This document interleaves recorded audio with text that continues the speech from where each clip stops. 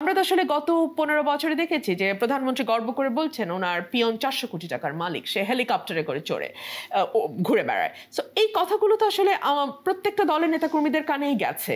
হ্যাঁ, এবং তারা মনে করেছে আচ্ছা ক্ষমতার কাছে গেলে বুঝি এগুলো সব যায়, যেগুলো সব করা যায়। এগুলো যে করা যায় না, এগুলো যে ভয়াবহ ক্রাইম এবং এগুলো যে পানিশেবল অফেন্স, এই কথাটাই তো অনেক নেতাকর্মী এখনো বুঝতেই পারছে না। তাদেরকে বোঝানোর দায়িত্ব আমাদের। বর্তমান পরিস্থিতিতে বিএনপি ক্ষমতায় যাবেন এই আশা বা আশঙ্কা, এই দুইটা থেকে অনেক নেতাকর্মীদের আচরণে বিভিন্ন পরিবর্তন দেখা যাচ্ছে। বিভিন্ন দখলদারি, চাঁদাবাজির খবর নিশ্চয়ই আপনিও পত্রিকায় দেখে থাকেন, এবং বারবার আপনিও বিভিন্ন জায়গায় বলেছেন আমরা কিন্তু এখনো ক্ষমতায় যাইনি, এবং আপনাদের ভারপ্রাপ্ত চেয়ারম্যান জনাব তারেক রহমান বলছেন আমরা এখনো ক্ষমতায় যাইনি, অনেক চ্যালেঞ্জ মোকাবেলা করতে হবে। সো কেন আসলে এই ভাবটা সবার মধ্যে চলে আসলো যে ক্ষমতায় চলে গেছে, বা ক্ষমতায় চলে গেছে এই নিশ্চয়তা আসার পরপরই কেন দখলদারি, চাঁদাবাজি এগুলো চলে আসলো মানুষের মধ্যে? দুঃখজনক, ভীষণ রকম দুঃখজনক। এবং আমি এটা মিডিয়াতেও বলেছি যে আমাদের দলের নেতাকর্মীরা বিভিন্ন রকম অপকর্মের সঙ্গে যুক্ত হচ্ছে। পরে দল আমার কাছে জানতে চেয়েছে যে ৭২ ঘন্টার মধ্যে একটা তালিকা দেওয়ার জন্য বলেছে। আমি ৬৯ ঘন্টার মাথায় একটা ১৬৮ পাতার রিপোর্ট জমা দিয়েছি দলের কাছে। আমি আশা করব দল সেই ব্যাপারে ব্যবস্থা নেবে, বিকজ আমি এরপরে আর আপডেট জানি না দল কোনো ব্যবস্থা নিয়েছে কিনা।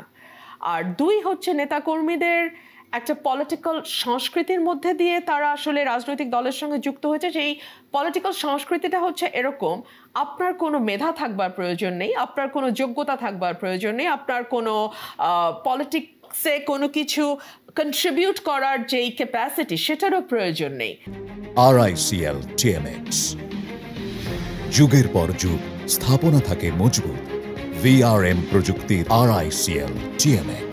আপনি যদি তেলবাজি এবং অর্থকরী বৃত্তের মালিক হতে চান, আপনাকে সবচেয়ে সহজ পথ হচ্ছে রাজনীতির সঙ্গে যুক্ত হওয়া। বিকজ আমরা তো আসলে গত ১৫ বছরে দেখেছি যে প্রধানমন্ত্রী গর্ব করে বলছেন ওনার পিয়ন ৪০০ কোটি টাকার মালিক, সে হেলিকপ্টারে করে চড়ে ঘুরে বেড়ায়। সো এই কথাগুলো তো আসলে প্রত্যেকটা দলের নেতাকর্মীদের কানেই গেছে। হ্যাঁ, এবং তারা মনে করেছে আচ্ছা ক্ষমতার কাছে গেলে বুঝি এগুলো সব যায়, যেগুলো সব করা যায়। এগুলো যে করা যায় না, এগুলো যে ভয়াবহ ক্রাইম এবং এগুলো যে পানিশেবল অফেন্স, এই কথাটাই তো অনেক নেতাকর্মী এখনো বুঝতেই পারছে না। তাদেরকে বোঝানোর দায়িত্ব আমাদের। আমি আমার এলাকায় যতবার সমাবেশ করেছি, আপনি তো বলছিলেন, আপনি লক্ষ্য করেছেন যে প্রতিটা জায়গায় আমি বলেছি আমরা কিন্তু ক্ষমতায় আসিনি, আপনারা মাটির দিকে তাকিয়ে কথা বলবেন। একদম না দীপ্তি। এবং আমাদের অ্যাক্টিং চেয়ারম্যান তো বলেছেন, বিএনপির অ্যাক্টিং চেয়ারম্যান, যে কেউ যদি করে তার বিরুদ্ধে দলীয় ব্যবস্থা নেওয়া হবে এবং নেওয়া হয়েছেও। সো আইনগত ব্যবস্থা নেওয়ার দায়িত্ব তো এখন বর্তমান সরকারের। আমি যদি সরকারকে প্রশ্ন করি দীপ্তি, যে এই যে এত খবর মিডিয়াও বলছে, আপনারাও আমাকে প্রশ্ন করছেন, সরকার কেন আইনগত ব্যবস্থা নিচ্ছে না, এই প্রশ্নটা তো আমি সরকারকে করতেই পারি, তাই না? অ্যাবসলিউটলি।